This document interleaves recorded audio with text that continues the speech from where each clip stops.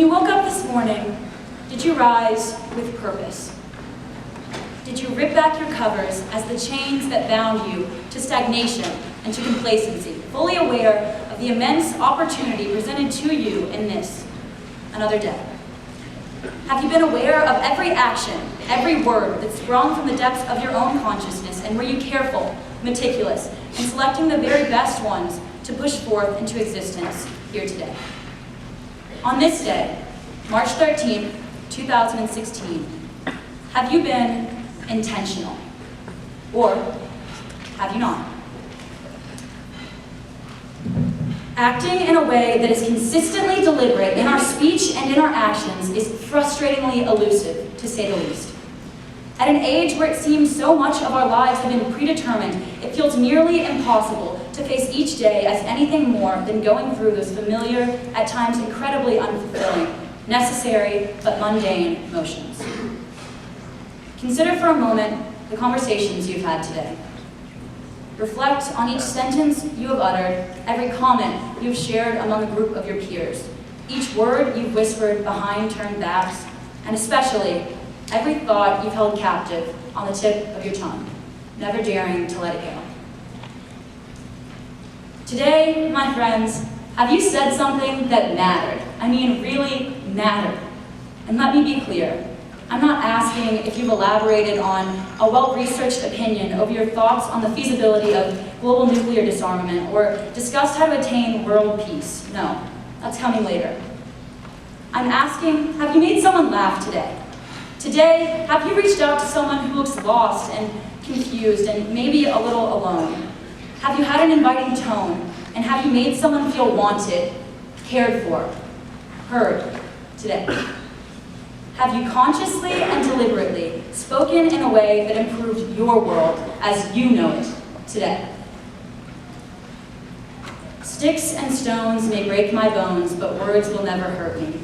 This adage, though misguided and frankly inaccurate, offers a worthwhile insight. Our words possess an unfathomable power. Consider your words as just that, sticks and stones. To some, these objects are weapons, items we wield as aggressors to shut ourselves off and to put others down. With the sticks, we bash our neighbor, and with the stones, we waste our time trying in vain to construct a wall large enough and strong enough so that nothing and no one can ever see us as we truly are. But this KUNA is not who we are. Others still view these objects as merely that, objects. They toss their words around as sticks and as stones, scrap plywood and useless gravel, void of purpose. They cannot comprehend the cost of each syllable, and they waste their breath on things that don't matter, unfulfilled always, the question over their head. Is this really it? This too, KUNA, is not who we are. And then, there are the builders. These boards and bricks are the only thing allowing them to construct something so much greater than themselves. To them, each stick is precious, each stone vital, for they know every piece they waste is one taken away from their final product, their bigger picture. They must be intentional, or that house they're building becomes a little less magnificent, their blueprint doomed to never become a reality. This KUNA is who we must be. We are builders who must appreciate the worth of our words, our sticks, and our stones. With this in mind, I extend to you my warmest invitation, because within these walls, we have not the time nor the patience for complacency.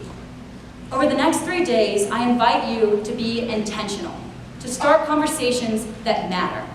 Whether that's meeting new people or actually being kind to those you do know, do it, because we cannot even begin to address the issues plaguing our global community to build the world we want into existence until our foundation is solid.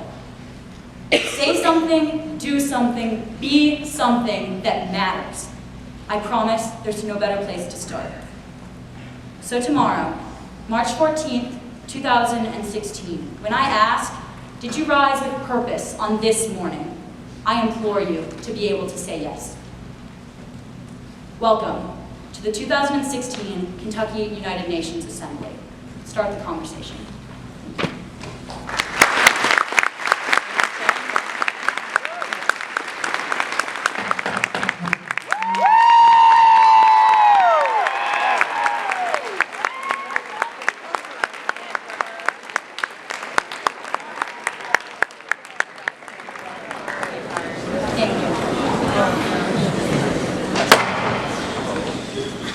All right, I'd like to take a moment to welcome and introduce you to the officer team.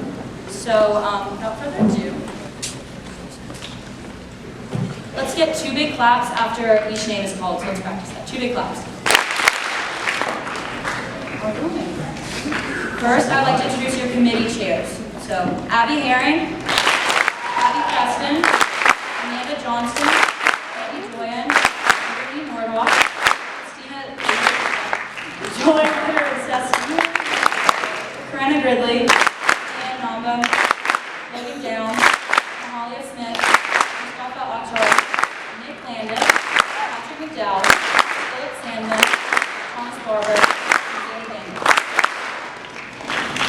Moving forward, I'd like to introduce. Let's do 1 big clap for the.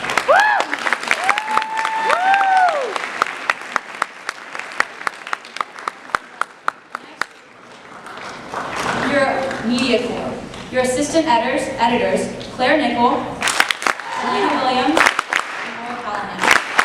And your editor-in-chief, Ms. Ron Garcia. Your ICJ justices. Oh, yeah. Andrew Valentine, Kennedy Hall, Kyle Capps, and your ICJ presidents, Ms. Savannah Lambert, your Security Council Pro Tempore, Jesse Cluse, and your President of the Security Council, Mr. Isaac Weiss. The Deputy Secretary General from Manual, Claire Doyle, Chris Heimer, President of the UN General Assembly, Laura Carden. And your Chief of Staff from Oldham County High School, Connor Hounshaw. These are the people that you're going to be able to look to at any time. They all have these little pens right here, the gavel pens. So if you have any questions at all, or just need someone to talk to, feel free to come up to me or anyone on the team at any point in time. So, can we have 1 big clap for all of you?